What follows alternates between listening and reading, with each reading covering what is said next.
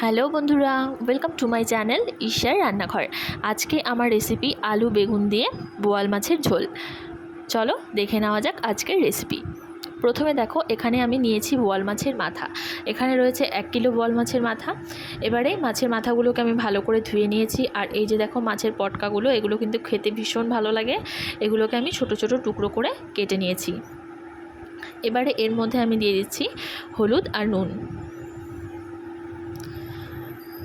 হলুদ দিয়ে এবারে মাছের মাথাটাকে ভালো করে আমি মেখে নেব। বোয়াল মাছের মাথা খেতে কার কার ভালো লাগে অবশ্যই কিন্তু আমাকে কমেন্ট করে জানিও। দেখো, এটাকে এবার ভালো করে আমি মেখে নিচ্ছি। তারপর কড়াইয়ে সর্ষের তেল বসিয়ে দিয়েছি। তেলটা ভালো করে গরম করে এবারে এর মধ্যে আমি অল্প অল্প করে মাছগুলোকে ভেজে নেব। দেখো, মাছের একটা পাশ আমার ভাজা হয়ে গেছে। এবারে আরেকটা পাশ আমি উল্টে দিচ্ছি। এবারে এটাকেও কিছুক্ষণ ভালো করে ভেজে নিচ্ছি। খুব বেশি কড়া করে ভাজার দরকার নেই, শুধু একটু হালকা লাল হয়ে আসলেই তাহলেই নামিয়ে নিলেই কিন্তু মাছটা ভাজা হয়ে যাবে। বেশি ভাজলে কিন্তু ভালো লাগে না, মাছের টেস্টটাই পাল্টে যায়। তারপর দেখো, ওই মাছগুলো আমার ভাজা হয়ে গেছে। ওগুলোকে তুলে নিয়ে আরও কিছু মাছ আমি ভাজতে বসিয়ে দিয়েছি। আর এই যে দেখো, পটকাগুলোকে মাছের আমি আলাদা করে রেখেছি। এবারে সব মাছগুলোকে ভেজে নিয়ে মাছের পটকাগুলোকেও আমি হালকা করে ভেজে নিয়েছি। এগুলো কিন্তু খুব বেশি ভাজার দরকার নেই, শুধু তেলে 2 থেকে 3 মিনিট একটু হালকা করে ভেজে নিলেই চলবে।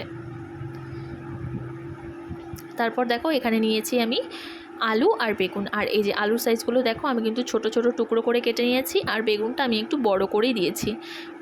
তারপর দেখো, মাছ ভাজার পর যতটা তেল ছিল তার মধ্যে আমি আরেকটু সর্ষের তেল দিয়ে এবার এর মধ্যে আমি জিরে ফোড়ন দিয়ে দিচ্ছি। তারপর দিয়ে দিচ্ছি আলু আর বেগুন। এবারে আলু আর বেগুনটাকে আমি একসাথেই ভেজে নিচ্ছি। তোমরা কিন্তু চাইলে এটাকে আলাদা আলাদা করেও ভেজে নিতে পারো।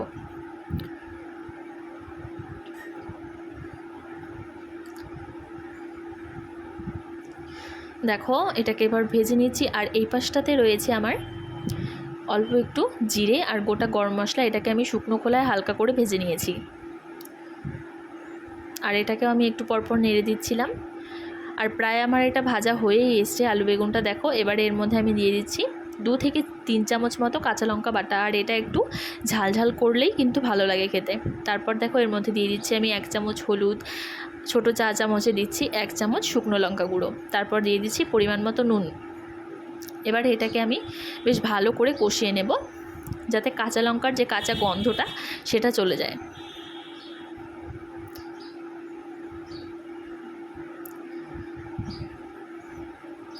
আর এই সময় গ্যাসের আঁচটাকে একদম আমি লো করে নিয়েছিলাম, না হলে কিন্তু মশলাটা ভালো করে কষানো হবে না।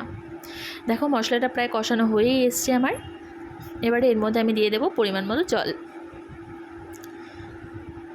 খুব বেশি জল দেওয়ার দরকার নেই। আর তরকারিটা আমি একটু মাখো মাখো টাইপেরই করব, তাই আমি জলটা একটু কমই দিচ্ছি।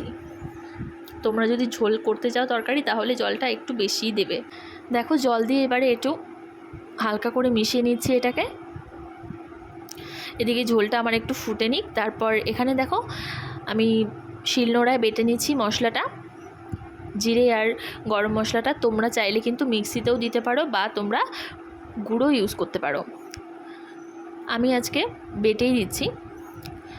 আর যে কোনো তরকারিতেই তোমরা এরকম যদি বাটা মশলা দাও, তাহলে দেখবে তরকারির স্বাদটাই কিন্তু অন্যরকম হয়ে যায়। আর দেখো, এই পাশটাতে আমার ঝোলটাও ফুটে গেছে। এবারে এর মধ্যে আমি এক এক করে সব মাছের মাথাগুলোকে দিয়ে দিচ্ছি, মাছের পটকাগুলোকে দিয়ে দিচ্ছি। দেখো, সবগুলো মাছ দিয়ে দিয়েছি। এবারে এটাকে আমি ঢাকা দিয়ে গ্যাসের আঁচটা একদম মিডিয়াম টু লো করে নিয়েছি। এবার এটাকে আমি সেদ্ধ করে নিচ্ছি। আর এই পাশে আমার দেখো, মশলাটাও খুব সুন্দর মিহি করে আমি বেটে নিয়েছি। আর এই পাশটাতেও দেখো, ঝোলটা কিন্তু আমার প্রায় শুকিয়ে এসছে। আর আলুও কিন্তু সেদ্ধ হয়ে গেছে ভালো করে। দেখো, তোমরা যেরকম ঝোল খাবে তরকারিতে, সেই হিসেবেই কিন্তু জলটা দেবে। দেখো, ঝোলটা ফুটে যাওয়ার পর এবারে এর মধ্যে আমি দিয়ে দিচ্ছি বেটে রাখা মশলাটা। এবার এটাকে আমি হালকা করে একটু ওপর থেকে মিশিয়ে দিচ্ছি। তারপর দেখো, এই বাটা মশলাটা দিয়ে 5 থেকে 6 মিনিট মতো রেখে নামিয়ে নিলে কিন্তু রেডি আলু বেগুন দিয়ে বোয়াল মাছের ঝোল। ভিডিওটি ভালো লাগলে লাইক, কমেন্ট, শেয়ার আর আমার চ্যানেলটাকে অবশ্যই সাবস্ক্রাইব করে দিও। টাটা।